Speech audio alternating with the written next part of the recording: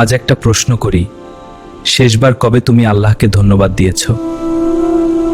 সকালে ঘুম থেকে উঠেই কি বলেছিলে? আলহামদুলিল্লাহ। তুমি শ্বাস নিচ্ছ, এটা কি কম বড় নিয়ামত?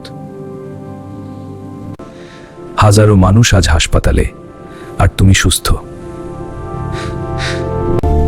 তোমার খাবার আছে, কিন্তু কত মানুষ না খেয়ে আছে। আমরা শুধু অভিযোগ করি, কিন্তু শুকরিয়া করি না। আল্লাহ বলেন, তোমরা কৃতজ্ঞ হলে আমি আরো বাড়িয়ে দেব। তাহলে আজ থেকেই শুরু করো আলহামদুলিল্লাহ বলা। ছোট ছোট নিয়ামতের জন্য শুকরিয়া করো, কারণ এগুলোই একদিন সবচেয়ে বড় মনে হবে। আরও এরকম ইসলামিক ভিডিও পেতে চ্যানেলটি সাবস্ক্রাইব করুন।